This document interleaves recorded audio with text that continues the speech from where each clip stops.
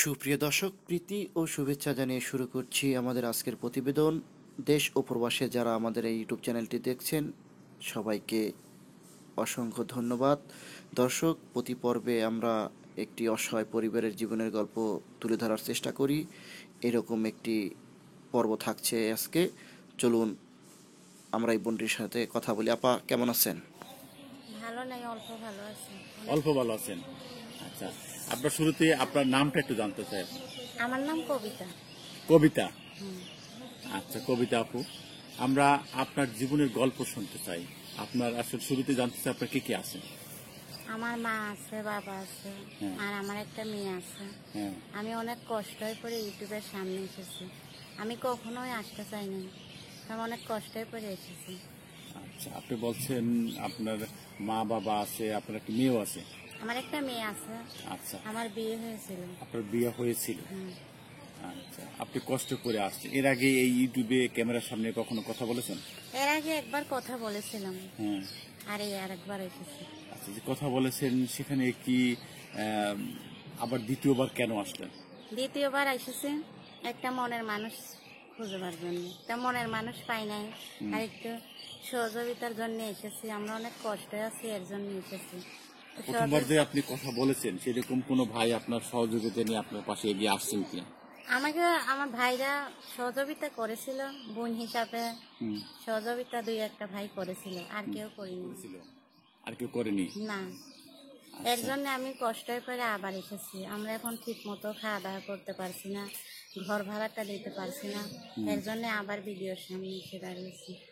আচ্ছা, এই মানে এখন খুব আবার কষ্টে আছেন। কিছু ভাই অনেক কষ্টে আছি, সহযোগিতা পেয়েছেন, কিন্তু সেই সহযোগিতা নিয়ে এখনো নিজের দুঃখ কষ্ট কাটিয়ে উঠতে পারেননি, না, যে কারণে আবারও আসছেন। যদি কোনো ভাই যদি আবার সহযোগিতা নিয়ে এগিয়ে আসেন এই আশা নিয়ে। এই আশা নিয়ে এসেছি।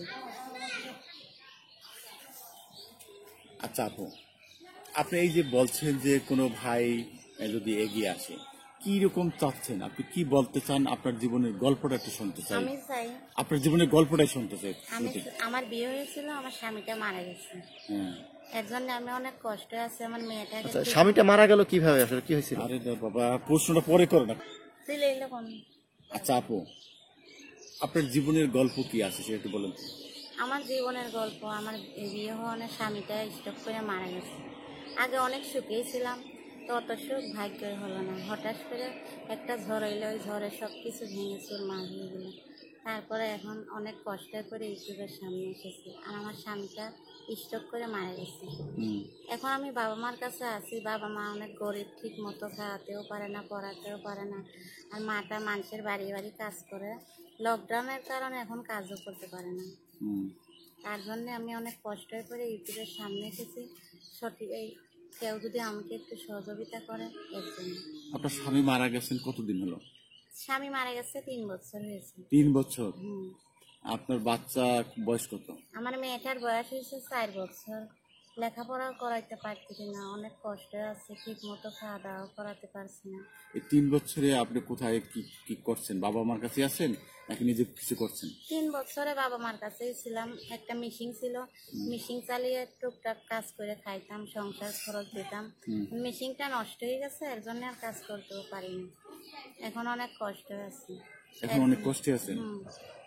অনেক কষ্ট করে ইউটিউবের সামনে এসেছি। একটু শ্রমিক ভাইরা যদি আমাকে কেউ একটু হেল্প কি কষ্টে? আপনি বলছেন যে অনেক কষ্ট, বলতে আপনার কি সমস্যা হচ্ছে? অনেক কষ্টই, যে ঠিক মতো খাওয়া দাওয়া করতে পারি না, মেয়েরা ভালো পোশাক দিতে পারি না, কাপড় চোপড় মেয়েদের দিতে পারি না। এইটাই তো অনেক কষ্ট, ঘর ভাড়া দিতে পারি না। তো এইটা কষ্ট না? অনেক কষ্ট করে তো এসেছি, না লিখে কখনো আসতে। আচ্ছা, অনেক কষ্ট করে এসেছেন, এই কেন আসলেন? কি আশা নিয়ে, কি চাচ্ছেন, আপনি কি করতে চান? আমি চাই একটা সুন্দর মনের মানুষ, যে আমাদের পুরো ফ্যামিলিটাকে একটু দেখাশোনা করবে, আমার মেয়ের দায়িত্ব নেবে, আমাদের দায়িত্ব নেবে, আমাদের সারা জীবন একটু দেখাশোনা করবে, এরকম একটা মনের মানুষ চাই, আর কিছুই চাই না। আপনি কি আশা করেন এরকম মনের মানুষ আপনার কাছে আসবে? আসবে। পুরো ফ্যামিলির দায়িত্ব কেউ নিবে? যদি ভাগ্য থাকে তাহলে পাইমু, আর যদি ভাগ্য না থাকে তো আপনার পাইমু। কি মনে হয় ভাগ্যটা পরের কথা? আমার মনে হয় অন্যের সন্তান কেন আরেকজনের দায়িত্ব নিবে? আমি সেটা আপনার কাছে জানছি।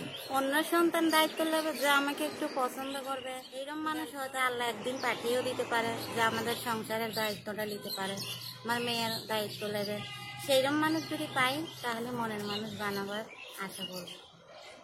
আচ্ছা, যদি পান আর কি আপনি আশা আর করছেন? যদি না পাই হুম। তাহলে আর মনের মানুষ বানাই না। যে আমার চেয়ে বেশি ভালোবাসবে আমার মেয়েকে, আমি তাকেই মনের মানুষ বানাবো, তার আগে কাউকেই বানাবো না। আচ্ছা আচ্ছা, আপনি চাচ্ছেন যে আপনার মেয়েকে যে নিজের মনে আপনার চেয়ে বেশি ভালোবাসবে, তার সাথে আপনি হয়তো মনের মানুষ বানাবেন। আচ্ছা, মনের মানুষ বানাইলে অনেকেই তো ভালো মানুষ, ভালো মেয়ে খোঁজে, ভালো একজন মানুষ চায়, আপনাকে বিবাহ করতে চাইলো, আপনাকে তাকে কি দিবেন আপনি? তাকে আর কি দেবো, আমরা তো গরিব মানুষ, আমরা তো তাকে কিছুই দিতে পারবো না। ভালোবাসা ছাড়া আর কি দেবো, কিছুই না, ভালোবাসাটুকুই দেবো। ভালোবাসা দিবেন, আমি সেটাই জানতে চাচ্ছি যে আপনি তাকে কিরকম ভালোবাসবেন বা কতটুকু ভালোবাসবেন। আপনার মেয়েকে আপনি বলছেন যে আপনার চেয়ে বেশি ভালোবাসলে আপনি তাকে মনের মানুষ বানাবেন। সেই যদি আপনাকে মেয়েকে ভালোবাসে, আপনি কতটুকু তার মনের মতো হতে পারবেন, আমি সেটা জানতে চাই। আমি তাকে অনেক ভালোবাসবো, এত ভালোবাসবো তুই কখনোই ভুলতে পারবে না। সারা জীবন ভালোবাসার কথাই মনে থাকবে যে আমার মেয়েকে এতটা ভালোবাসবে, আমি তাকে তার চেয়ে বেশি ভালোবাসবো। যেই ভালোবাসা কখনোই ভুলতে পারবে না, সেই ভালোবাসা কখনোই ভুলতে পারবে না। সেই ভালোবাসা আমি তাকে বাসবো যে আমাকে অতটা ভালোবাসবে, মেয়েকে ভালোবাসবে, সেইরকম ভালোবাসবে। আচ্ছা, আপনার তো বিবাহ হয়েছে তাই না? এখন কিরকম ছেলে আপনাকে বিবাহ প্রস্তাব দিতে পারে? আর অবিবাহিত ছেলে তো আপনাকে বিবাহ করবে। যার পছন্দ হবে সে করবে, আমি জোর করে কারো ভালোবাসা চাই না। যে খুশি মনে আমাকে ভালোবাসা গ্রহণ করবো, আর জোর করে আমি কিছুই চাই না। আমি খুশি মনে যে আপনি কি আমাকে বিদেশ ভালোবাসে। ছেলেদেরকে বিবাহ করতে চান নাকি গৃহস্থ ছেলের কথা বলছেন? আমি একটা গৃহস্থ ছেলেকে বিবাহ করতে চাই, যে অনেক ভদ্র, 5 ওয়াক্ত নামাজ পড়বে, ব্যবহার চরিত্রে অনেক ভালো থাকবে, সেইরকম একটা ছেলে আমি চাই। আপনি কি নামাজ পড়েন? হ্যাঁ, আল্লাহর রহমতে নামাজ পড়ি, আমার বাবা মা সবাই নামাজ পড়ে, আমার বোন পবিত্র কোরআন শরীফ পড়ে, আমরা সবাই, আমরা বাধ্য হইলে কি হবে, আল্লাহর রহমতে আমরা 5 ওয়াক্ত নামাজ পড়ি, রোজা করি। আপনি লেখাপড়া কতদূর করছেন? লেখাপড়া, গরিব ঘরের মেয়ে, লেখাপড়া করার অনেক আশা ছিল কিন্তু করতে পারিনি। কেন? একটুও লেখাপড়া করতে পারিনি, আশা ছিল লেখাপড়া করব কিন্তু করতে পারিনি। কি সমস্যা ছিল?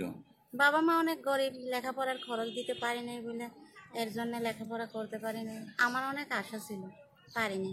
এখন আমার মেয়েটার অনেক আশা, মেয়েটাকে লেখাপড়া শিখাবো, মানুষের মতো মানুষ বানাবো, এটাই আমার মনের আশা। মেয়েটাকে যদি লেখাপড়া না শিখান, আপনি লেখাপড়া শিখেন না, আজকে যদি লেখাপড়া শিখতেন কিছু একটা কাজ করতে পারতেন। এই লেখাপড়া শেখার তো ভাগ্যই হলো না, কি করে লেখাপড়া শিখবো? লেখাপড়া করার অনেক আশা ছিল, করতে পারলাম না। এখন আপনার মেয়েকে নিয়ে আপনি কি মেয়েকে লেখাপড়া শিখাতে চান না? মেয়েকে আমি লেখাপড়া শিখাতে চাই, একটা মানুষের মতো মানুষ বানাইতে ভাই, একটা ডাক্তার বানাতে চাই মেয়েকে আমি, আমার মনে এটাই আসে। ডাক্তার বানাতে চান? হুম। আচ্ছা আচ্ছা, নিজে লেখাপড়া করতে পারেন না, একটু মেয়েকে ডাক্তার বানায় সেটি পূরণ করতে চান। সেরকম একটা মানুষ যদি আমাদের পুরো দায়িত্ব নেয়, আমার মেয়েকে আমি মানুষের মতন মানুষ বানাইতে চাই। আপনি যে কথাগুলি বলছেন, এরকম কথা অনেক বেদে সম্প্রদায় মেয়েরাই বলছিল এর আগে। এরকম অভিযোগ আছে যে কথা বলে, বিবাহ কথা বলে, অনেক দিন কথা বলে, ভালোবাসা কথা বলে, কিছু সহযোগিতা করে, কিছুদিন যাওয়ার পরে দেখা যায় যে সে যোগাযোগ বিচ্ছিন্ন করে, মোবাইল বন্ধ করে দেয় আর তার সাথে যোগাযোগ করে না। তখন যারা এই প্রতিবেদন দেখে তারা বলে যে বিদেশ সম্প্রদায়ের মেয়েরা বাটপারি করে, চিটারি করে, এরা এদের প্রতিবেদন আপনারা করবেন না, আমাদেরকে নিষেধ করে। এই বিষয়ে আপনি কি বলতে চান? এই বিষয়ে আমি বলতে চাই, আমরা সব মেয়েরা এক না, সবাইকে যদি একই মনে ভাবেন তাহলে আপনারা ভুল ভাববেন।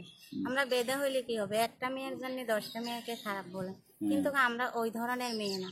আপনারা যদি আমাকে বিশ্বাস করেন কখনোই ঠকবেন না, আমি কাউকেই কখনো কষ্ট দিয়ে কথা বলবো না, যে খুশি মনে কথা বলবে আমি তার সাথেই কথা বলবো, আর যে আলটু পাল্টু কথা বলবে আমি তাদের সাথে কথা বলি না, যে ভালো ব্যবহার করে কথা বলবে আমি তাদের সাথেই কথা বলবো। আপনারা আমাকে বিশ্বাস করে দেখতে পারেন, আমি ওই ধরনের মেয়ে না যে আপনারা আমাকে সহযোগিতা করবেন, আপনাদের সহযোগিতা নিয়ে আমি মোবাইলটা বন্ধ করে রাখবো, ওইরকম মেয়ে আমি না। আপনারা আমাকে দেখতে পারেন, আমি কখনোই বন্ধ রাখবো না মোবাইল। আচ্ছা, আরো একটি অভিযোগ আছে যে এরকম আপনার ভিডিও থেকে নাম্বার নিয়ে আপনার মোবাইলে বলে যে আমাকে কিছু টাকা দেন, নাহলে আমি কথা বলবো না।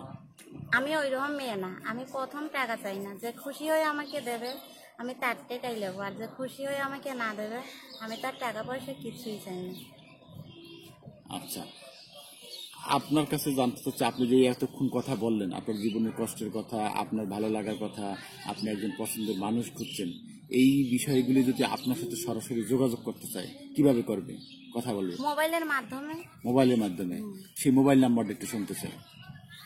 সেই মোবাইল নাম্বারটা নাম্বারটা বের করেন। আমরা এই আপুর নাম্বারটা জানতে চাই। আপু, আপনার নামটা জানি কি? কবিতা। কবিতা। আমরা এই কবিতা আপুর মোবাইল নাম্বারটা দিচ্ছি, আপনারা এই নাম্বারে যোগাযোগ করতে পারবেন। নাম্বারটা হলো 0179 0179 599 599 3। 3। আরে শালা গেল লক। তো আমরা কবিতা আপুর মোবাইল নাম্বারটা দিচ্ছি, আপনারা এই নাম্বারে যোগাযোগ করতে পারবেন। নাম্বারটা হলো 019599 599 3865। 3865। দর্শক, আমরা নাম্বারটি দিলাম, এই নাম্বার আপনারা যোগাযোগ করতে পারবেন। আমরা সর্বশেষ কবিতাপুর কাছে জানতে চাচ্ছি তিনি কি এক কথা কি বলতে চান। আচ্ছা, সর্বশেষ দর্শকদেরকে কি বলতে চান, এক কথায় বলেন। সর্বশেষ দর্শককে আমি বলছি, আমি একটা সুন্দর মনের মানুষ চাই, যে আমার মেয়েকে অনেক ভালোবাসবে, সেরকম একটা মনের মানুষ চাই। তাকে আমি এত ভালোবাসবো সে কখনোই ভুলতে পারবে না, সারা জীবন ভালোবাসার কথাই মনে থাকবে। আর দর্শক ভাইদের কাছে আমার একটাই অনুরোধ, প্লিজ ভাই আমাকে কেউ আলতু ফালতু কথা বললেন না, আমি অনেক কষ্টই করে এসেছি, যে ভালোভাবে ব্যবহার করবেন আমি তার সাথেই কথা বলবো। দর্শকের কাছে আমার এইটাই অনুরোধ।